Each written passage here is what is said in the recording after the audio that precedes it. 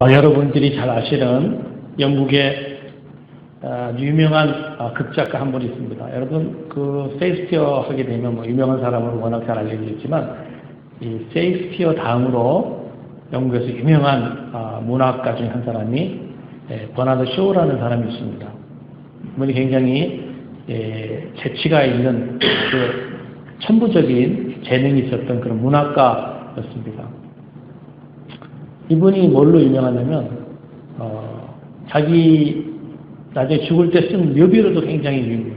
자기 비석에다가 이렇게 쓰라고 했고 직접 그렇게 썼습니다. 뭐라고 썼냐?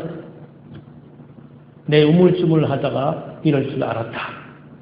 묘비 제목을 그렇게 써놨어요. 굉장히 위트가 있고 재치가 있는 사람이었는데 이 사람에 관계된 유명한 재미있는 일화들이 참 많이 있습니다.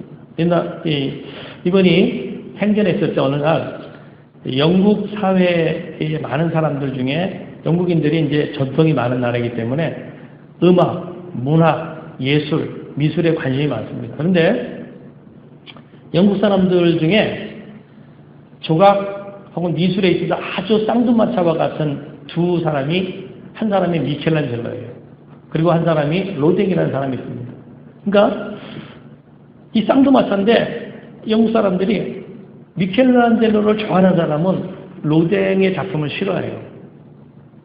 그 로댕을 좋아하는 사람은 미켈란젤로의 어떤 작품이나 예술 이런 것들을 좀 이렇게 홀대하는 경향이 있는 것을 압니다. 이분이 이걸 좀 깨우쳐줘야 되겠다 그런 생각을 해가지고 무슨 일을 한번 시작하냐면 미켈란젤로의 그림을 좋아하는 사람들을 일부러 골라서 큰 파티를 엽니다. 다 초대, 음식을 먹으면서 음악도 듣고 다 초대를 했는데 그때 이제 중간에 이 버나드 쇼가 탁 나와서 자 여러분 제가 여러분들한테 미켈란젤로의 유명한 그림 하나를 소개하겠습니다 하면서 자기가 이제 자기 방에 가서 큰 유명한 그림 하나를 딱 들고 와서 이게 로댕의 그림을 가지고 온다고 얘기했어요. 로댕의 그림을 보여줍니다. 딱 보여줬더니 미켈란젤로를 좋아하는 사람들이 모여있잖아요. 그림을 딱 보고 조금 있으니까 역시 로댕의 그림은 색상이 안 맞아. 구도가 안 맞아. 왜 이런 그림을 그렸지? 여기저기서 이제 불평이 막 나옵니다. 그때 이제 버나드 쇼가 중간에 갑자기 excuse me 하면서 사과를 합니다. 제가 실수했다고 깜빡해가지고 미켈란젤로의 작품인 줄 알고 갖고 왔는데 저게 로댕의 작품이었습니다. 이렇게 얘기를 해버렸어요. 그랬더니 사람들이 그게 원래는 로댕의 미켈란젤로의 작품인데 로댕의 작품인 줄 안다는 생각을 딱 갖고 보니까 모든 게 마음에 들지 않는 뭣도 안 맞고 색깔도 뭣도 안 맞고 막 했었는데 나중에 이 버나드 쇼가 와가지고 내가 실수했습니다. 이게 로댕의 작품이 아니라 미켈란젤로의 작품이었습니다. 이렇게 말을 해버리는 거예요. 그랬더니 많은 사람들이 소리가 잠잠해지면서 자기네들이 분명히 저게 로댕의 작품인 줄 알고 비판했는데 미켈란젤로의 작품이라는 것입니다. 이게 뭘 이제 이분이 깨우치냐면 사람들이 갖고 있는 선입견이라는 것의 그 무서움이에요. 우리가 어떤 것에 대해서 선입견 혹은 고정관념 이런 것들을 가질 수 있습니다. 근데 그 생각을 딱 가지고 어떤 삶으로 딱 대하게 되면 이미 내가 가지고 있는 편견이 있기 때문에 정확하게 그 상대방 혹은 사람, 사건들을 해석할 수 없고 이해할 수 없는 것입니다. 그래서 편견을 가지고 있거나 자기 고정관념이 강한 사람일수록 갈등과 구조화를 많이 일으킵니다. 근데 이것이 신앙의 영역에도 영향을 미칠 수 있다는 것입니다. 어떤 사람이 가지고 있는 어떤 사람에 대해서도 마찬가지고 신앙의 영역도 마찬가지고 성경을 대하는 부분도 마찬가지고 각자 나름대로 가지고 있는 어떤 편견이 있잖아요. 이 편견을 가지고 하나님 말씀이나 혹은 사람을 상대했을 때 자기 선입견과 고정관념이 많이 잡혀있는 사람일수록 상대방을 제대로 분석하지 못하는, 이해하지 못하는 그런 경향성들이 나올 수 있다는 것입니다. 그래서 편견이 무슨 말이냐? 미리 정해진 판단이라는 것입니다. 여러분 이것이 어떤 다른 사람에게만 아니라 사실은 신앙인인 우리들 가운데도 이게 형성될 수 있어요. 이런 편견이나 선입견, 고정관념이 어떻게 형성됩니까? 자기가 살아온 삶의 경험 혹은 자기가 어떤 걸 배웠는데 정확하지 않은 잘못된 지식을 가지고 있었거나 혹은 자기의 어떤 기질적인 성품 그런 어떤 것에 의해서 이 스테레오타입 같은 선입견, 고정관념이 딱 생기게 되면 이것이 생길 수는 있는데 바뀌지 않으면, 조정되지 않으면, 변화를 형성하지 않으면 그것이 자기 인생 가운데 혹은 신앙 가운데도 큰 영향을 미칠 수 있다는 것입니다. 그래서 오늘 그런 관점을 가지고 오늘 사도행전 11장의 부분을 살펴볼 부분이 있기 때문에 왜 유대인들도 그런 편견을 가지고 있었습니다. 근데 이 편견이 그냥 편견을 가졌다가 아니라 그것이 신앙의 삶 가운데 큰 영향을 미쳤고 자기 인생 가운데도 어떤 영향을 미치더라는 것이에요. 오늘 저희가 그 부분들을 돌아보게 되면서 혹시 내 안에 혹시 형성되어 있는 것은 없나 이런 것들을 한번 돌아보자는 것입니다. 자, 지난 10장 부분 살펴보면서 우리가 살펴봤던 내용이 최초로 복음이 이방인들 가운데 전달되는데 그때 하나님이 선택하셨던 사람이 고넬료라고 하는 사람입니다. 베드로가 고넬료를 찾아갑니다.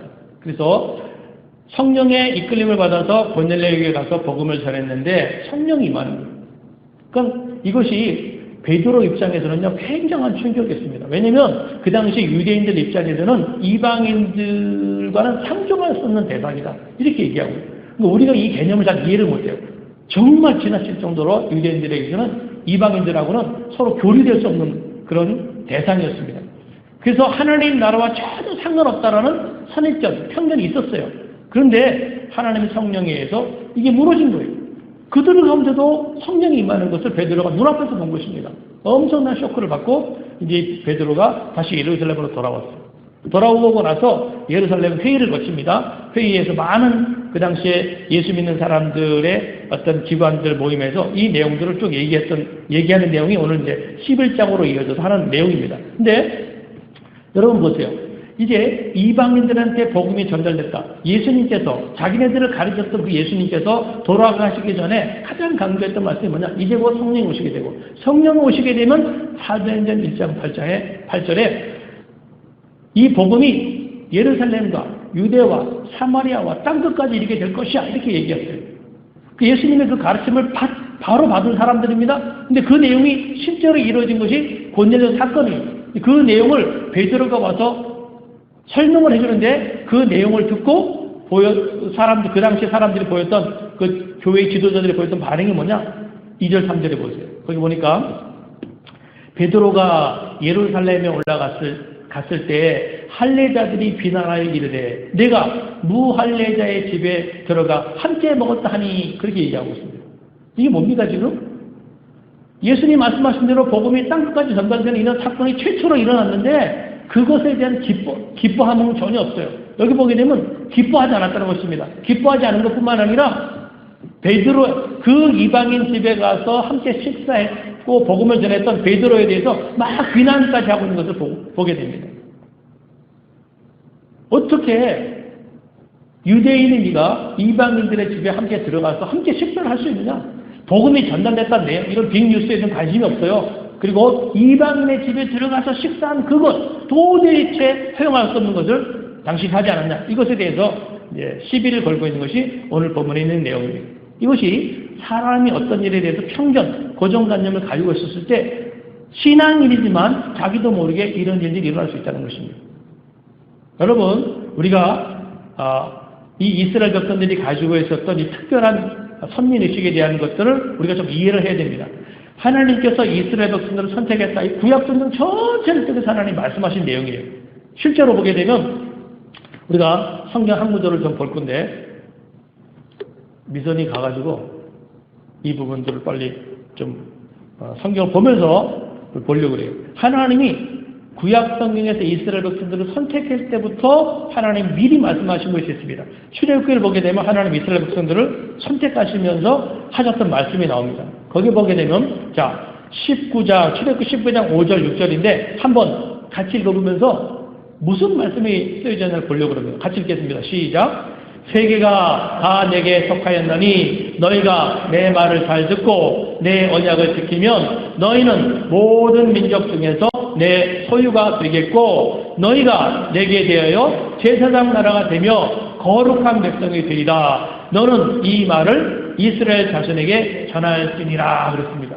하나님이 처음 이스라엘 백성들을 부르시면서 말씀하셨던 것이 너희는 이제부터 내 소유가 될 거야.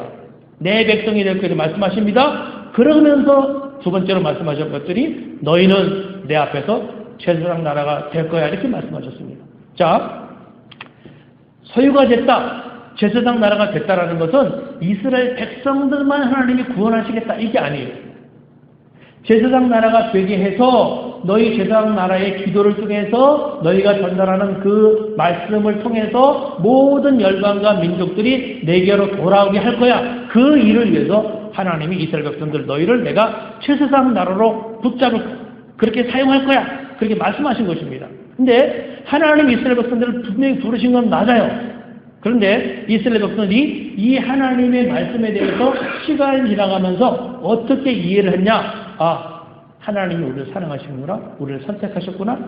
그러면 우리만 구원하시는구나. 우리는 특별히 하나님에 의해서 선택받은 민족이구나. 라는 선민의식으로 하나님의 말씀을 자기 내면화시킨 것입니다. 시간이 지나가면서 이 하나님이 이스라엘 백성들을 제사장 나라로 불렀다는 이 말씀이 변화된 거예요. 선입견, 고정관념으로 형성이 되어버린 것입니다. 그게 뭐냐? 선민의 사상.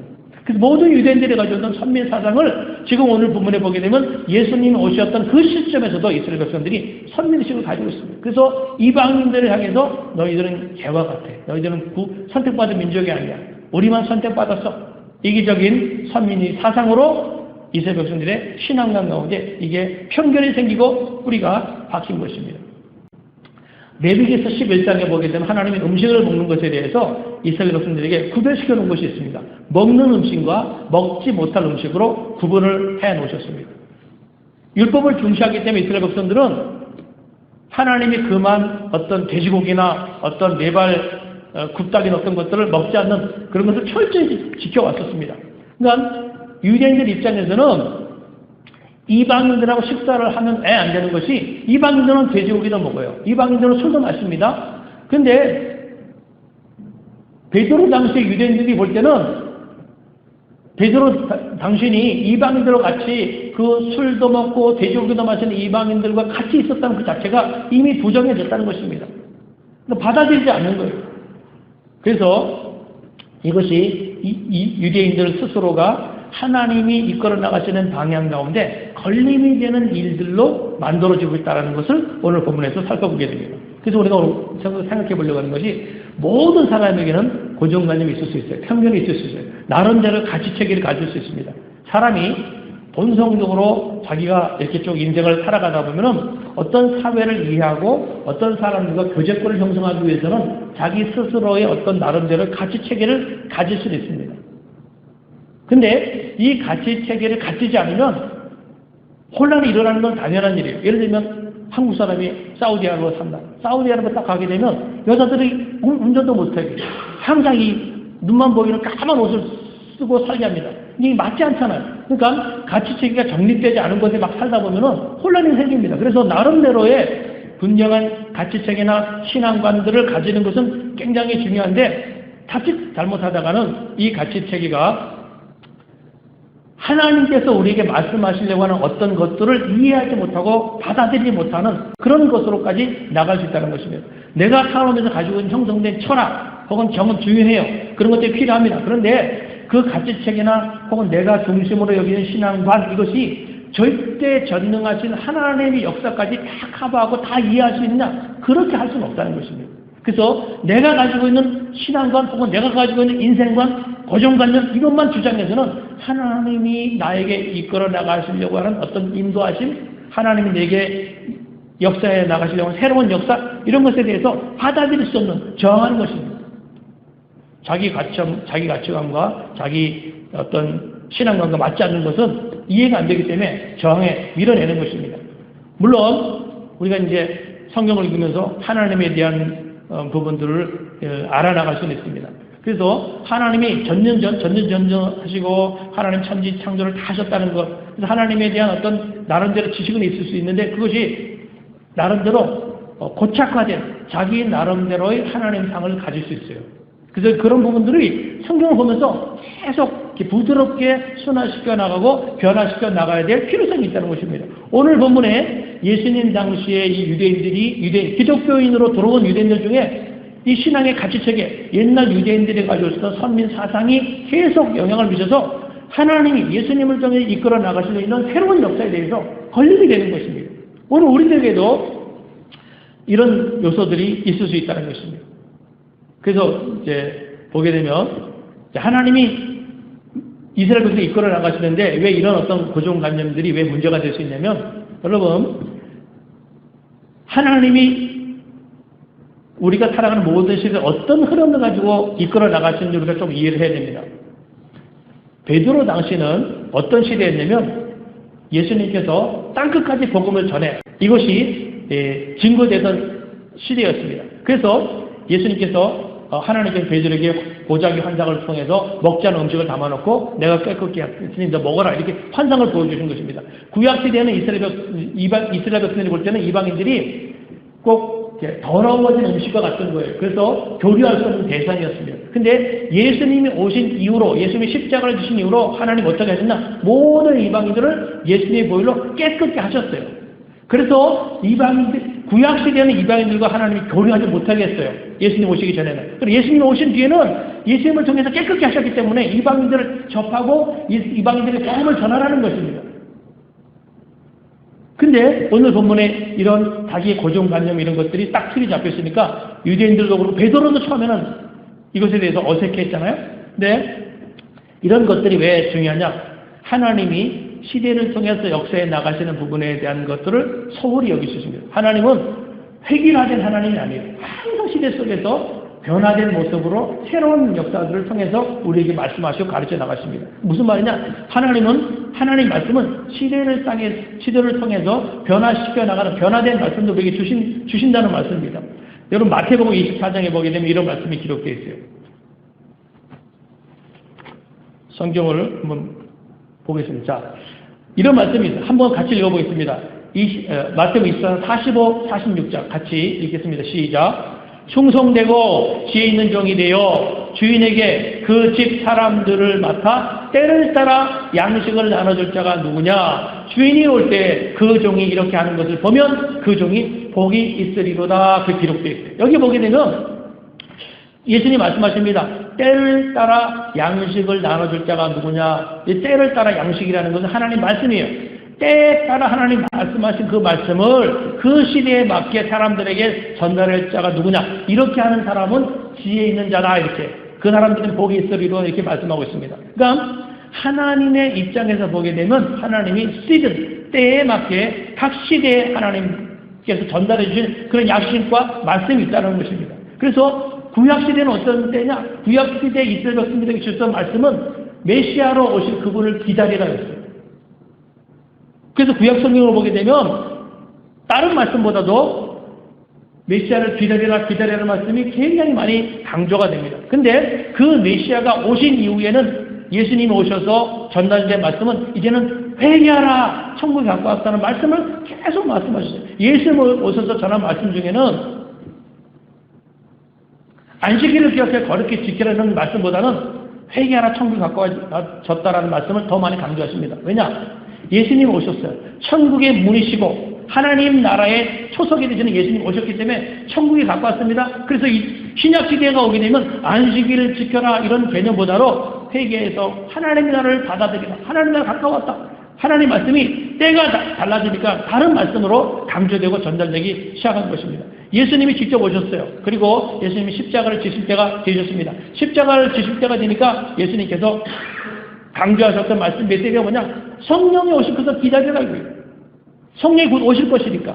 그리고 성령이 오신 다음에는 어떻게 했습니까? 그 성령에 충만해서 이제는 땅끝까지 가서 복음을 전달하라. 이 말씀하십니다. 이런 말씀들을 쭉 보게 되면 하나님이 매 시대를 통해서 전달하는 메시지가 다르다는 거예요.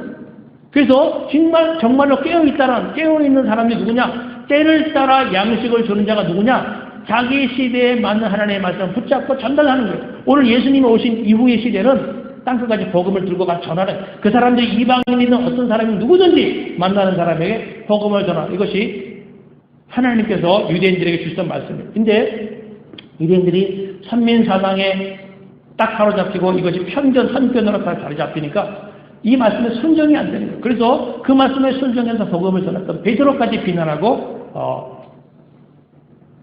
어떤 시비를 거는 그런 모습들이 나와 있는 것입니다. 그래서 오늘 본문을 보게 되면서 하나님 말씀하시는 시대 속에서 영적으로 깨어있는 자는 결국 뭐냐면 그 시대에 맞는 하나님의 말씀을 깨닫고 그걸 증거하는 거예요. 시대를 잘 분별해서 그 시대를 통해 하나님 주시는 말씀이 뭐냐 이것을 깨닫고 그 일에 맞는 삶으로 헌신해 나가는 것입니다. 어떻게 보게 되면 구약 시대와 달리 예수님 오신 신약 시대는요 예배를 잘 드리는 행위 자체를 강조하지 않습니다. 여러분 구약 시대는 안식일을 지켜라, 예배를 지켜라, 제사를 드리라 이것이 날마다 강조됐던 것이에요. 안식일을 지키지 않으면 돌로 쳐서 죽이라까지 얘기했습니다. 그러나 예수님 오시고 나서부터의 강조점은 예배가 중요하긴 해요. 그러나 그 말씀의 포인트와 강조점이 복음을 전해라. 복음을 전해라. 너의 모든 삶 가운데 하나님의 메시지, 그러니까 오늘 우리가 살고 있는 시대에 하나님이 전달할 메시지는 땅끝까지 복음을 전하는 이 일이 하나님이 주시는 메시지고 그 일에 순종해서 살아가는 삶이 지혜로운 사람이라는 것입니다. 성경을 가만히 보고 오늘날 우리가 살고 있는 세상을 가만히 보게 되면 이 세상이 발세가 아니야? 이런 의식들을 느낄 때가 많이 있습니다. 마지막 때다, 마지막 때. 마지막 때와 같이 정말 세상이 너무나 타락한 사회에서 살아가고 있습니다. 근데 이런 시대를 살아가는 크리스찬들이 이 사상 속에서 세이프티 존, 어떻게 하면 내가 안전할까? 어떻게 하면 내가 편안한 삶을 살까라는 관점에서만 살아가고 있다면 하나님의 관점에서 보게 되면 그것이 때를 따라 양식을 전달하는 자의 삶 가운데 들어와 있지 않은 것입니다. 오늘날 우리가 살고 있는 마지막 시대는 세이프티 존을 구하는 것이 아니에요. 하나님 우리에게 전달한 메시지는 환경과 여건이 어떠하든지 간에 조건 따지 말고 환경 따지 말고 내가 너에게 전달해 준 말씀 예수님의 오심으로 당신이 구원받을 수 있게 되었다는 사실을 모든 수단을 동원해 전달하는 것입니다. 내 물질, 재능, 기회, 환경을 다 동원해서 이 일에 수고하라. 이것이 때를 따라 양식을 전달해 주는 지혜로운 자의 삶입니다. 그래서 성경을 가만히 보세요. 성령님이 오신 이후, 초대교회 성령님이 오신 이후에 성경의 메시지의 특징이 뭐냐? 굉장히 다급합니다. 굉장히 다급하고 시급하게 움직여 나가는 것을 보여요. 그런 사도 바울이 그 당시에 막 아무도 복음을 알지 못했던 시대, 예수님을 알지 못하잖아요. 사도 바울이 터키로 유럽으로 막 복음을 전달하고 다닙니다. 혼자서 다니면서 1차, 2차, 3차 전도여행을 다니면서 복음을 전달합니다. 근데 특징이 뭐냐면 한 지역에 오래 안 머물러요. 한 달 이상 머무르지 않고 복음을 한 달 동안 전한다면 그 다음에 또 다른 지역으로 빠지던 지역으로 계속 이동합니다. 그 당시는 성경책도 없어요. 신앙 서적도 없습니다. 복음을 전달하면 그 사람 양육시키려면 시간이 많이 필요해요. 근데 사도 바울이 한 곳에 오래 머무지 않았어요. 왜 그랬을까요? 우리가 보면 합리적이지 않잖아요. 계속 양육해야 되면 거기 머물러야 되잖아요. 사도 바울 오래 머무르지 않았습니다. 왜냐? 사도 바울 입장에서는 너무나 시급했다는 것입니다. 때가 너무 다 됐다는 의식이 있는 거예요. 임박성. 야, 이 복음을 전달했는데 저 멀리 있는 사람 아직 복음을 모르는데 예수님을 모르는데 여기 있는 사람은 이제 전달은 했으니까 그래서 오래 머물지 않고 계속 이동하면서 땅끝까지 복음을 전달하기 위해서 애를 많이 쓴 것입니다. 사도 바울 입장에서는 자기를 유대인들한테 복음을 전할 때 유대인들이 손가락질하고 월매질을 하고 얼마나 핍박을 많이 합니까? 그래서 사도 바울 어떻게 했냐? 성경을 가만히 보게 되면 자기를 핍박하고 죽이려고 하는 유대인들이 향해서 들어가요. 왜 그렇게 했겠어요? 사도 바울이라고 전신당한 사람이 아니잖아요. 우리보다 훨씬 뛰어난 엘리트였습니다. 그런데도 불구하고 자기를 죽이려고 하는 사람들이 모여있는 유대인 사회로 다시 들어갑니다. 복음에 대한 절밖에 안 되는 거죠. 이것이 하나님 앞에 그 시대에 필요한 말씀을 붙잡고 깨워서 움직이는 자의 삶 가운데 나타나는 특징이라는 것입니다. 우리는 예수님이 언제 오실지는 몰라요. 그러나 분명한 것은 공통적으로 예수님과 온전한 관계 속에 있는 사람들의 삶 가운데 나타나는 특징이 뭐냐면 시대를 바라볼 때 복음을 전달했다는 임박성이 계속 느껴졌다는 것입니다. 시간이 많지 않다. 이런 느낌이 계속 들었어요. 그러니까 어떻게 하든지 기회만 되게 되면 어떻게 하면 내가 저 사람들의 복음을 전하고 이런 마인드가 계속 움직이고 있어요. 이것이 예수님 당시에 신앙이 고착화되지 않고 자기 선입견 속에 있지 않고 예민하게 하나님의 성령 음성을 들으면서 살아갔던 깨어있는 성도의 삶 가운데 나타났던 특징이라는 것입니다. 그래서 오늘 저나 여러분들을 보게 되면서도 내 마인드 안에 어떤 정서가 흘러가고 있는지를 우리가 잘 알아야 돼요. 정말 하나님의 성령이 나와 함께 하고 있다고 한다면 깨어있는 성도의 삶 가운데 어떤 특징이 나타나고 있는지를 오늘 이런 내용들을 통해서 돌아볼 수 있습니다. 자, 왜 우리 마인드 안에 신앙이 자꾸 이렇게 화석화되고 견고하게 고정관념화되는 것을 조심해야 되냐면 하나님이 그 시대 속에 혹은 하나님이 나의 개인적으로 말씀하시는 어떤 것들에 내 틀이 고정하게 되면 이게 반응이 안 됩니다. 꼭 당시 유대인들이 특히 하나님의 성령께서는 이방인들을 전달해 그래도 어떻게 이방인들을 갑니까? 이방인들은 더러운 존재들인데 어떻게 우리가 이방인들 그러니까 순종이 안 되는 것입니다. 오늘날 우리가 살고 있는 시대 속에도 예를 들면 과거에 아주 보수적인 교회에서 신앙생활을 하면서 자란 사람들 가운데는 방언이나 이런 것들에 대해서 좀 기피하는 경향이 있습니다. 방언은 옛날 예수님 오셨던 그 시대에 일시적으로 있었던 것이고 지금은 끝난 거야. 그 방언에 대한 어떤 가르침이나 이런 것들을 새롭게 받아들일 수 없어요. 딱 성령이 역사하시고 능력으로 역사하실 수 있다면 이런 여러 가지 사실들에 대해서 귀가 딱 닫힙니다. 그러니까 자기 틀대로 신앙생활을 해 나가게 될 수밖에 없습니다. 그런데 성경에는 하나님은 어떤 분이냐? 하나님 여러 군데 성경을 계속 보게 되면 하나님은 뭘 새롭게 하시는 분이었어요. 예를 들어서 성경 한 문절만 제가 읽어드립니다. 예레미야서 3장 22절 23절을 보게 되면 여호와의 인자와 긍휼이 무궁하심으로 우리가 진멸되지 아니함이니이다. 이것들이 아침마다 새로우니 주의 성실하심이 크도소이다. 여호와의 인자와 긍휼하심이 풍성하다. 근데 이것이 아침마다 새롭다. 하나님의 성실하심이 크도소이다. 이렇게 고백하고 있습니다. 무슨 말이냐? 하나님이 우리의 삶 가운데 베풀어진 은혜는 어마어마하게 신선하고 새로운 역사가 계속 이어져 나간다. 아침마다 새롭다. 성령 안에서 신앙생활을 하고 있는 사람들은 하나님 은혜라는 것이 날마다 새로운 것이라는 것들을 날마다 깨달을 수 있다는 것입니다. 그래서 하나님의 은혜가 이렇게 새롭고 신선하고 늘 풍성한 것인가? 성경을 좀 보자는 것입니다. 여러분, 출애굽기에 하나님께서 이스라엘 백성을 광야로 이끌어 들어갔어요. 40년 동안 광야에 살게 하십니다. 그러면서 하나님께서 그 사막에서 직장도 없는 이스라엘 백성들 가운데 하나님 먹을 거 입을 거 주십니다. 그때 만나를 주셨어요. 만나를 주셨을 때 특징을 한번 잘 보게 되면요. 하나님이 그 만나를 어떻게 주시냐? 백성들이 먹을 게 절대적으로 필요합니다. 만나가 절대적으로 필요했어요. 근데 그 만나를 거두어드릴 때 하나님 주셨던 방법이 뭐냐? 아침에 일찍 일어나서 너희 하루에 필요한 분량의 만나를 거둬드리라고 그랬어요. 어떤 사람은 내일 먹을 것까지 2배로 막 거둬드렸습니다. 무슨 일이 일어났어요? 그 다음날이 딱 되니까 어제는 아주 맛있게 신선하게 있었던 그 만나가 오늘 먹으려고 그랬더니 어제 걷어놓았던 모든 것들은요 다 썩었다는 것입니다. 하나님이 이스라엘 백성들이 생존을 하는데 절대적으로 필요한 음식인 만나를 주시면서 하셨던 것이 그날 먹을 것을 그날 주셨습니다. 여기에는 하나님은 언제든지 모든 것을 내가 너에게 줄 수 있는 분야라는 것들을 가르치기 위해서도 그렇게 할 수 있습니다. 그런데 하나님이 이스라엘 백성에게 가르치려고 했던 것은 하나님이 우리에게 주시려고 하는 모든 풍성한 것들은 옛날 것 갖고 되는 것이 아니라 필요한 것도 얼마든지 줄 수 있다는 것입니다. 무슨 말이냐? 하나님의 백성들이 세상을 살아갈 때 먹고 마시고 생존에 관계된 어떤 것들로 아웅다웅해서 그것 때문에 삶이 올인돼서 거기에 실어가지고 살아가지 말라는 거예요. 그 실제로 성경에 보게 되면 여유를 가지고 하나님의 일을 할 수 있는 환경을 다 동원해서 하나님이 그 개인의 삶을 끌고 나가십니다. 무슨 말이냐? 아웅다웅 어떤 것들 가지고 싸우지 않고도 얼마든지 살아갈 수 있도록 하나님 택한 백성들의 삶을 풍성하게 채워나갈 것이야 라는 것을 설명하시기 위해서 하나님이 만나를 주실 때 어제 것 갖고 오늘까지 먹으려 하는 마음들을 가지고 살지 못하게 하셨습니다. 그래서 진짜 하나님의 성령 가운데 깨어있다 보면요 생존에 몰입되지 않고 살아가는 삶이 가능해집니다.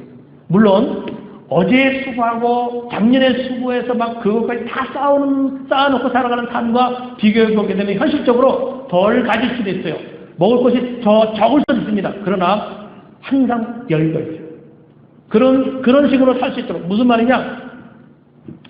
하나님이 택한 자기 시대의 그 백성들의 삶 가운데 우리를 생존을 위해서만 불러내신 것이 아니지 않습니까? 하나님이 사명을 맡기셨다고 했어요. 그러면 사명을 감당하려면 내게 시간적 여유가 있어야 돼요. 경제적 여유가 있어야 돼요. 하나님께서 이런 것들을 할 수 있는 여건을 다 주시고 우리의 삶을 끌어나가신다는 것입니다. 근데 우리가 생존에 몰입되어 있다 보게 되면 이런 여유를 가질 수 없어요.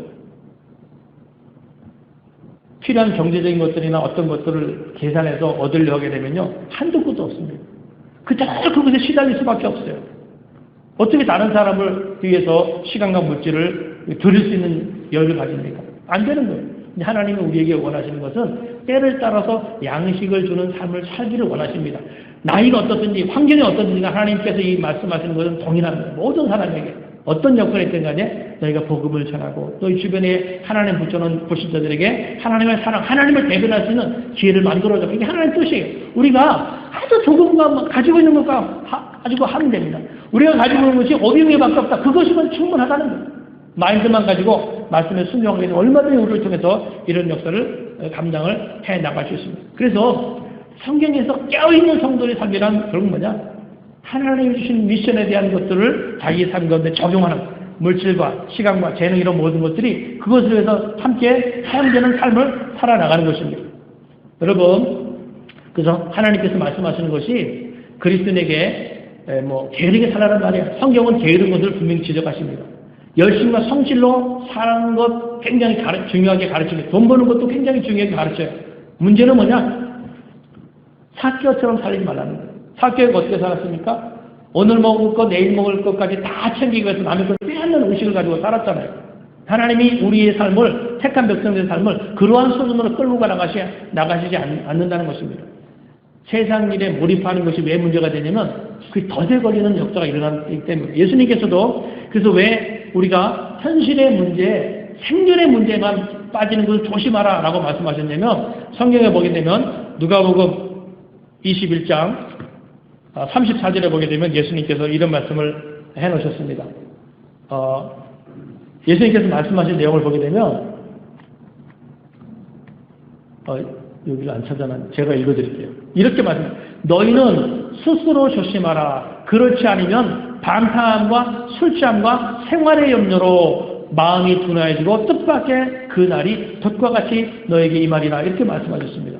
여러분 여기 예수님 말씀하신 거 보게 되면 방탕함과 술취함이 죄예요. 그런데 생활의 염려도 하나님께서 분명히 죄의 영역에 두고 경계를 하십니다. 마음이 생활의 염려를 자꾸 하게 되면 마음이 둔해진다는 것입니다. 둔해지는 것이 무엇이냐? 그 시대에 하나님이 나에게 말씀하시는 것들이 들리지 않는 거예요. 그러면 어떻게 됩니까? 현재 주어진 삶에 몰입되고 매진된 삶으로 갈 수밖에 없고 이것은 결국 그 사람 안에 신앙적인 것에 있어서도 고정관념이 형성이 편견이 형성이 되어서 하나님 말씀에 순종하지 않는 삶이 계속 만들어진다는 것입니다. 그래서 하나님께서 우리에게 가르쳐 나가는 것이 깨어있으라. 깨어있는 삶을 유지하려고 애를 써라. 이것을 강조를 해 나가십니다. 오늘 우리가 이 본문 말씀 보면서 하나님께서 택한 백성의 삶을 이끌어 나가실 때 깨어있는 것을 강조하십니다. 그리고 하나님께서 필요한 모든 것들에 대해서 미래적인 것들 하나님이 책임지시겠다. 너희가 걱정하지 않아도 되는 강조하세요. 왜 이런 것들을 자꾸 강조하시냐면 우리가 성경 한 군데를 좀 볼 겁니다. 이사야서 43장 18절 19절 말씀을 보세요. 뭐라고 하나님 말씀하셨냐. 자, 한번 읽어보겠습니다. 같이 시작. 너희는 이전 일을 기억하지 말며 옛날 일을 생각하지 말라. 보라, 내가 새 일을 행하리니 이제 나타날 것이라. 자, 이게 이제 좀 생각해 볼 말씀이 있습니다. 거기 하나님 뭐라고 말씀하시냐? 이전 일을 기억하지 마. 옛날 일을 생각하지 마. 내가 새 일을 행할 것이니까 그걸 기억하고 그걸 준비해. 이렇게 말씀하십니다. 자, 요 본문 말씀만 많이 보게 되면, 하나님이 옛날에 내가 살았는 삶 속에서 뭔가 좋지 않았던 추억들, 상처받았던 일들, 어떤 나쁜 일들이 있으니까 그거 기억하지 마. 하나님이 좋은 일을 줄 거야. 그런 뉘앙스로 이 말씀 이해가 돼요. 그런데 이 말씀에 앞절에 하나님께서 뭐라고 말씀하시는 보게 되면 이 말씀의 뜻이 무엇인지 우리가 좀 정확하게 이해할 수 있습니다. 자, 그 18절에 너희는 이전 일을 기억하지 마. 이렇게 얘기했잖아요. 그러면 그 앞에 6절, 17절에 뭐라고 말씀하셨는지 한번 보겠습니다. 자, 거기 보게 되면 16절을 제가 읽고 17절을 여러분이 읽을 겁니다. 16절 제가 읽습니다. 나 여호와가 이같이 말하노라. 바다 가운데 길을 큰 물 가운데 지름길을 내고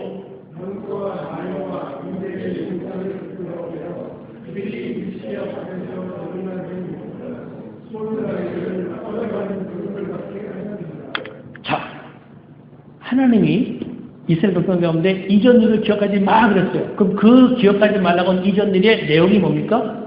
하나님이 이스라엘 백성들을 홍해를 가르치고 출애굽시키는 모든 역사를 어마어마한 역사를 하셨어요. 하나님 그런 역사를 엄청난 역사를 하시고 뭐라고 말씀하시냐? 그 엄청난 일, 지나간 일, 과거 일이야. 기억하지 마. 내가 너에게 새 일을 행할 거야. 이 뉘앙스입니다. 그럼 이 말이 뭐냐? 우리가 살아가는 삶 가운데 왜 하나님께서 생존 때문에 시달리면서 거기에 아웅다웅을 살지 말라고 하냐면 내가 너에게 준 은혜와 군복이 있지. 우리가 신앙을 가지고 살다 보면 옛날에 하나님 주신 은혜와 군복들이 많이 있습니다. 근데 하나님 우리에게 말합니다. 너의 인생의 앞길에 내가 준비해 놓은 것은 과거 네가 받은 은혜와 축복보다 상상할 수 없다는 것입니다. 여러분 보세요. 이스라엘 백성들이 홍해를 건너가면서 겪었던 체험과 역사는 어마어마한 것입니다. 하나님 우리에게 그 이스라엘 백성들이 경험했던 어마어마한 은혜와 축복이 있지 그것과 비교할 수 없는 하나님의 새 일이 너희 앞에 주어져 있다는 것입니다. 그래서 하나님께서 생존의 삶에서 하나님의 백성들은 먹을 것, 입을 것 가지고 아웅다하면서 삭제처럼 살지 말아야 돼요. 만약 어떤 사람이 생존에 대한 불안과 염려 때문에 삭제처럼 현실의 문제 가지고 남의 것까지 뺏어가면서 내가 얻어야겠다는 마인드로 살고 있다. 하나님 보실 때는 하나님을 안 믿고 있는 거예요. 믿지 않고 있는 거예요. 하나님이 이루신 새 일에 대해서 믿지 않고 있는 거예요. 하나님의 모든 역사는 믿음 안에서만 움직여서 통용되는 것입니다. 하나님을 내가 실제적으로 교회는 다니고 있어요. 성경은 압니다. 그러나 우리는 하나님은 중심을 보시는 분입니다. 내 중심 가운데 하나님에 대한 물질적인 삶과 생존의 삶에 신뢰가 없는데 하나님 그 사람에게 은혜와 축복과 새로운 인생의 길을 여시게 되냐? 성경을 알고 있는 모든 지식을 동원했을 때 이것은 맞지 않습니다. 하나님의 모든 축복은 하나님에 대한 신뢰가 검증됐을 때 하나님 주시는 것입니다. 하나님이 아브라함에게 아들 이삭을 주시는 모든 역사를 보세요. 약속하시고 나서도 25년 기다리잖아요. 왜 기다리십니까? 하나님, 아브라함의 중심 가운데 하나님에 대한 믿음이 있는가를 점검해 보시는 거예요. 점검한 다음에 여호와 이레 그 모리아 산곡대에서 하나님이 더 풍성한 것을 주시는 분이라는 것을 아브라함의 믿음을 통해 확인한 다음에야 하나님께서 아브라함에게 아들을 통해서 이루신 하나님의 역사를 이삭을 통해 이루신 하나님의 역사를 하나하나 완성시켜 나갈 수 있는 것을 보게 됩니다. 그래서 오늘 이런 말씀들을 보면서 우리가 이스라엘 백성들은 선민사상이라는 고정관념을 가지고 있었습니다. 그러면 내가 하나님을 믿는 나에게는 내 나름대로 내 믿음 체계 안에 내게 있는 어떤 선민사상과 같은 편견이나 하나님에 대한 잘못된 선입견 같은 것도 없는가 이걸 보자는 것입니다. 예, 그 부분이 있으면 성령의 음성을 듣지 못하거든요. 하나님이 뭔가 내 인생에 더 큰 축복을 주려고 말씀하셔도 그걸 내가 밀어내는 것입니다. 여러분 우리가 사도행전 쪽을 살펴보게 되면서 두 부부가 아주 정확하게 비교해야 됩니다. 사도행전에 나오는 아나니아와 삽비라라는 부부하고 그 다음에 사도행전 18장에 살펴봤던 브리스길라 아글라라는 부부 정말 신실한 부부, 교회의 지도급 리더가 되는 어떤 위치에 있었던 부부입니다.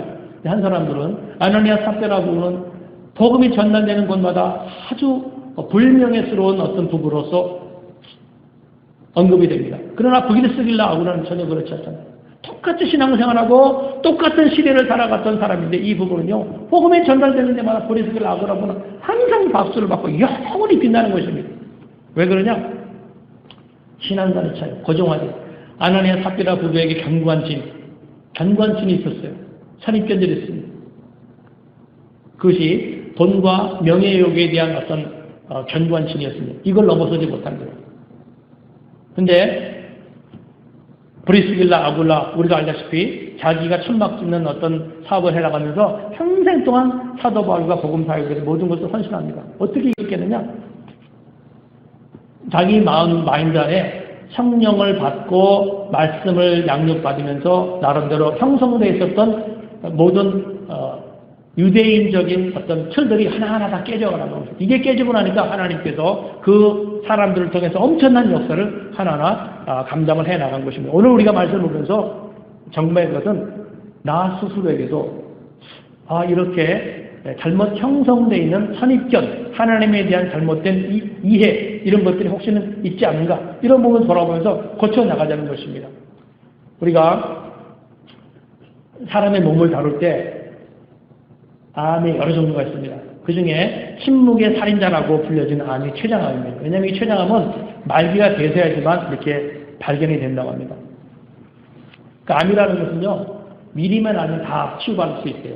우리가 잘 아는 유명한 사람, 스티브 잡스나 또 그 노래하셨던 분 중에 파바로티라는 사람이 다 췌장암으로 정말 열성적으로 자기 어떤 능력을 발휘할 수 있을 만한 때에 그 치료하지 못해서 세상은 끝나지 않았습니까? 우리 신앙의 영역도 마찬가지예요. 하나님이 나의 삶 속에 이루실 엄청난 세일들이 있는데 내 안에 잘못 형성된 신앙과 편견, 하나님에 대한 잘못된 고정관념이 있으면 이것이 내게 이런 역사를 일으켜서 하나님과 함께 동역할 수 있는 기회를 잃어버릴 수 있다는 것입니다. 오늘 본문에 이 베드로의 사역을 비난했던 유대인들 중에 얼마나 많은 사람들이 이제 자기 마인드를 돌이켜서 하나님께로 돌아왔는지 모르지만 성경을 보게 되면요, 돌아오지 않은 사람도 많이 있었습니다. 그래서 여기 우리 사도행전 그 5절 말씀 한번 보세요. 어떻게 이 사람들이 이런 부분들 속에서 이제 돌이켜질 수 있나? 이제 이 예루살렘 교회가 베드로의 이 어떤 돌이키는 과정을 들으면서 보였던 반응이 뭔지를 한번 보자는 것입니다. 거기 보게 되면 자 5절 말씀 보세요.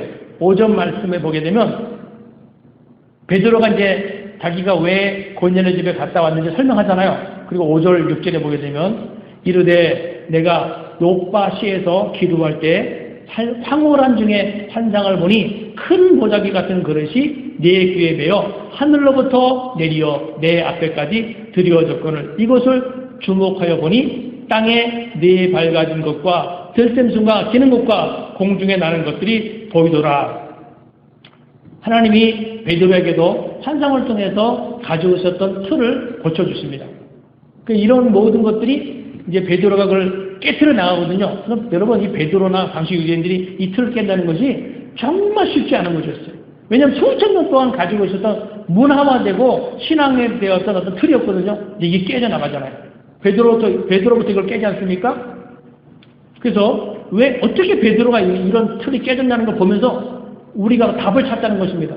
모든 사람에게는요, 하나님의 전능하심, 하나님의 공급하심에 대한 것들을 제대로 분명히 믿지 못하는 선입견, 잘못된 고정관념이 있습니다. 신앙은 신앙이고 삶은 삶 아니야? 말씀은 말씀이고 현실은 현실 아니야? 그래서 말씀을 자기 직장생활이나 인간관계 속에서 제대로 정확하게 정하지 못하는 사람들. 하나님이 아무리 내가 이렇게 순종하게 되면 내가 30배, 60배, 100배를 채워줄 거야 말씀하셔도 안 믿어집니다. 안 믿어지는 것은 뭐냐면 내 안에 틀이 있다는 거예요. 틀이 깨져야 하나님의 약속이 현실로 나타나게 됩니다. 어떻게 깨졌는가? 여러분 베드로가 이 엄청난 선민사상의 틀이 어떻게 깨졌습니까? 가만히 보게 되면 단서가 되는 것이 자 5절 말씀 보세요. 이르되 내가 요빠시에서 기도할 때 하나님이 환히 와서 그 틀이 깨지게 하십니다. 그러니까 하나님 우리에게 가르치는 내가 나름대로 인생을 살아면서 가지고 있었던 고정관념이나 선입견들이 어떻게 깨졌느냐? 기도하는 삶이 계속 유지되고 있어야지만 이 틀이 깨집니다. 기도하고 있는 동안에 하나님이 환상을 보시고 기도하는 동안에 하나님이 영감을 줘서 네가 갖고 있는 생각이 잘못된 것이야 라고 그것이 깨지는 역사가 일어나게 하십니다. 만약에 어떤 사람이 잘못된 선입견을 가지고 있습니다. 그러나 그의 삶 가운데 기도의 삶이 훈련되어 있지 않습니다. 영원한 거예요. 한 번 형성된 틀은요 끝까지 갑니다. 암세포가 우리 몸에 들어오게 되면 죽을 때가 되는 것이지 수술할 시점까지는 그게 있는 것이 저절로 사라지지 않지 않습니까? 우리 안에 잘못 형성된 가치관이나 잘못 형성된 어떤 신앙관 같은 것들은요 하나님의 성령에 의해서 고침을 받지 않으면 죽을 때까지 가요. 무슨 말이냐? 신앙이 자라가지 않습니다. 그 이상 그 상태로 10년, 20년 계속 가는 거예요. 근데 오늘 이 베드로의 경우 그게 어떻게 깨느냐? 기도. 그래서 그리스도의 삶 가운데 기도는 숨쉬는 거라고 그랬죠. 호흡이라고 그랬잖아요. 그러니까 저 기도하는데요. 항상은 하지 못하지만 시간 날 때마다 기도하고 교회에서 기도합니다. 하나님이 성령의 음성이 들려지는 그 기도는 어떤 것이 만들어져야 되느냐? 하나님이 주목하는 사람의 기도가 있습니다. 그게 고넬료를 보면서 우리가 지난번에 설교했듯이 고넬료가 하나님 앞에 고넬료의 삶이 하나님 주목한 바 되었다고 했어요. 그럼 고넬료의 삶에 뭐가 있었기에 주목하냐? 고넬료의 기도의 삶 가운데 두 가지 특징이 있다고 했습니다. 항상성과 규칙성이 있어요. 고넬료가 항상 기도하고 있었고 정해진 기도 시간에 고넬료가 이방인이었음에도 불구하고 하나님 앞에 기도했다고 말씀하십니다. 그 기도의 항상성과 규칙성을 가지고 있는 그 경건이 하나님이 주목하시는 이유가 됐다고 했어요. 그래서 하나님이 이방인들이 하나님께 돌아오는데 첫 번째 인물로 고넬료라는 사람을 쓰신 것입니다. 오늘 우리도 마찬가지예요. 수많은 크리스찬들이 있습니다. 인입회관에도 이민사회에는 수많은 크리스찬이 있어요. 하나님 주목하시는 사람이 누구냐? 여러 가지 조건을 달 수 있지만 오늘 성경을 통해서 보게 되는 것은 기도하는 사람. 그 기도의 규칙성과 항상성입니다. 비가 오나 눈이 오나 하나님께 무릎을 꿇을 줄 아는 그 마인드를 가지고 있을 때 하나님 주목하셔서 역사를 감당해 나가십니다. 그래서 베드로가 기도할 때 변화된 것이고 또 그 예루살렘 교회가 나중에는 이제 문제가 생기지만 초창기에는 엄청난 복음 전파의 어떤 전쟁 기지로 사용이 됩니다. 얼마나 많은 사람들이 돌아왔는지 몰라요. 근데 단서가 되는 것이 오늘 본문 읽지 않은 18절 말씀 한번 보세요. 18절에 베드로가 이렇게 여차저차한 자기의 설명을 쭉 합니다. 그걸 듣고 나서 어떻게 그 당시에 예루살렘 교회 지도자들이 반응했냐? 18절 보세요. 그들이 이 말을 듣고 잠잠하여 하나님께 영광을 돌려 이르되 그러면 하나님께서 이방인에게도 생명 얻는 회개를 주셨도다 하니라 그랬습니다. 이것이 그 당시에 예루살렘 교회가 어떻게 하나님 앞에 쓰임받을 수 있는 가장 결정적인 선택입니다. 만약에 이 당시에 베드로가 와서 이방인들에게도 복음을 전달했다 이 말씀을 전할 때 그 선민사상 때문에 베드로의 말을 받아들이지 않았다고 한다면 하나님에 의해서 이 예루살렘 공동체는요 촛대가 옮겨질 것입니다.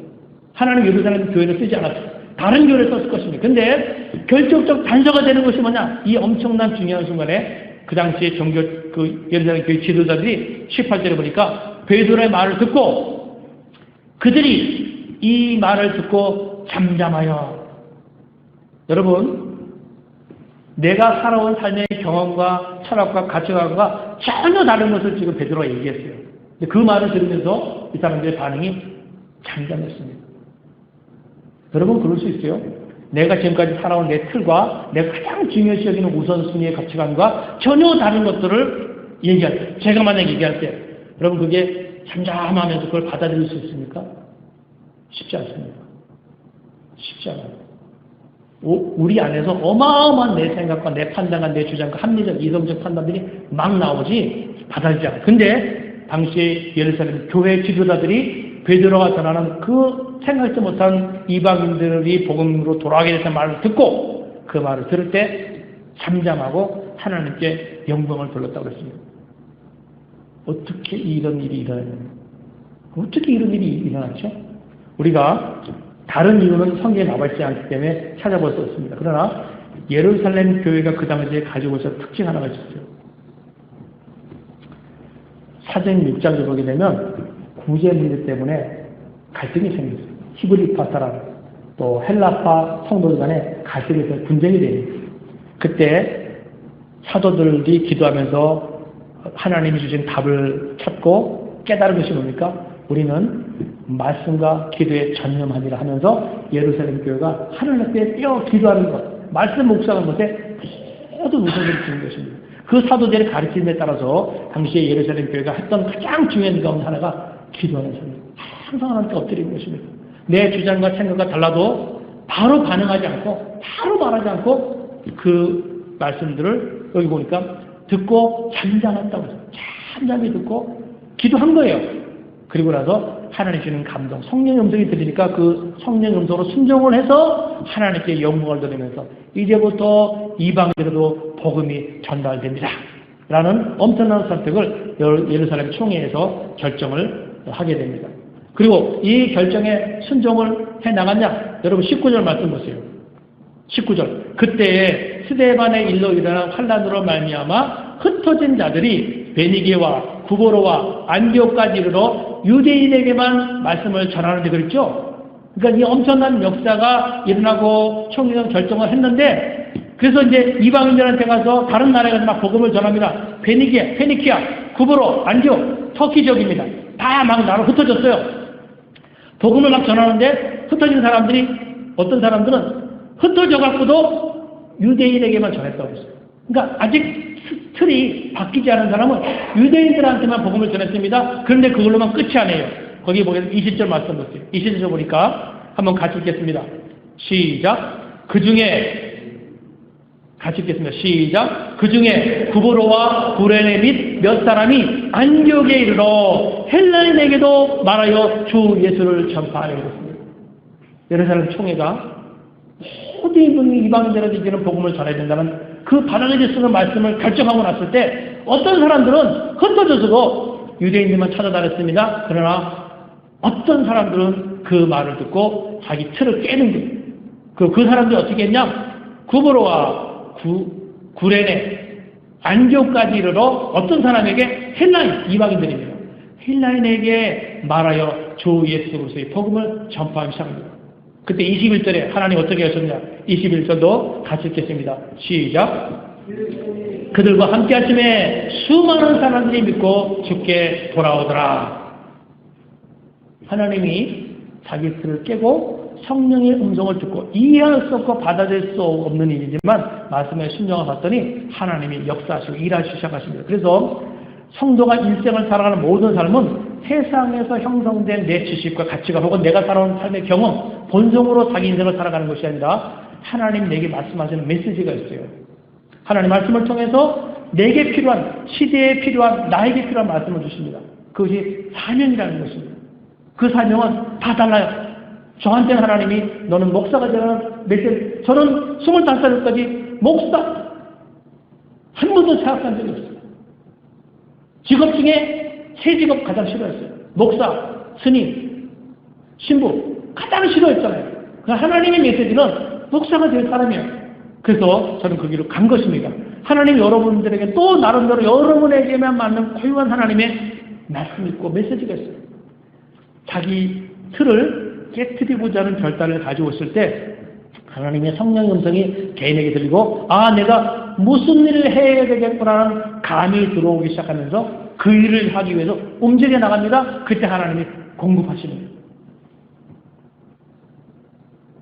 어제 1년 전에 수고한 것들로 인생이 만들어지는 것이 아니라 그날 하나님께 새롭게 주신 은혜로 내 인생이 풍성하게 만들어지는 역사를 하나님이 하나하나 공급하여 나가시는 것입니다. 그러니까 하나님의 성령 가운데서 살아가는 사람들은요, 현실과 상관없는 기쁨과 행복과 보람이 있어요. 이 행복 바이러스를 가지고 가는 곳곳마다 가정 안에서든지 직장 안에서 사회 속에서 하나님의 영광을 나타낼 때 하나님이 간섭하셔서 수많은 사람이 믿고 죽게 돌아오라 역사를 만들어 이 일을 위해서 브리스길라 아굴레가 그렇게 살아간 것입니다. 그리고 10장에 나왔던 고넬료는 이방인도 그렇게 산 거예요. 이방인에서도 불구하고 자기 틀을 깨는 것입니다. 특별히 사도행전 10장 25절을 보게 되면 고넬료가 엄청난 행동이 나옵니다. 베드로를 초청했는데 베드로가 자기 집으로, 자기는 지배 민족의 로마 장교입니다. 근데 피지배 민족의 한 랍비예요. 근데 베드로가 들어올 때 사도행전 10장 25절에 되면 그 고넬료가 어떻게 했다고 행동했다고 하냐면 그 앞에 무릎을 꿇고 절을 했다고 그랬어요. 그 안에 가지고 있는 인간적인 자존심과 어떤 세상에서 형성된 어떤 기질, 이런 모든 것들이 하나님의 이끄심 안에서 하나 낮춰져 있는 것을 보게 됩니다. 자기 틀이 깨진 거예요. 이럴 때 하나님께서 고넬료를 통해서 하나님의 역사가 일어나게 하시고 베드로를 통해서 하나님의 역사가 일어나게 하시고 순종했던 사람들 통해서 하나님의 나라가 만들어지고 이 사람들이 그 시대에 깨어있는 성도들입니다. 오늘 우리가 이 말씀을 묵상하게 되면서 나는 과연 하나님 앞에 깨어있는다고 있는가? 아니면 여전히 과거에 형성된 신앙관 틀 속에서 살아가고 있는가? 깨어있다라는 말 속에 가장 큰 특징은요, 자라남이 있는 것입니다. 애가 태어나면 계속 자라게 되죠. 2살짜리 됐는데 애가 계속 몸매도 자라지 키도 안 자란다. 문제가 있는 것입니다. 병이 있는 거예요. 신앙도 마찬가지입니다. 신앙은 그 사람이 깨어있냐 깨어있지 않은 특징이 뭘로 구분해 볼 수 있냐? 두 가지입니다. 하나는 자라는 것입니다. 두 번째는 배고픔이에요.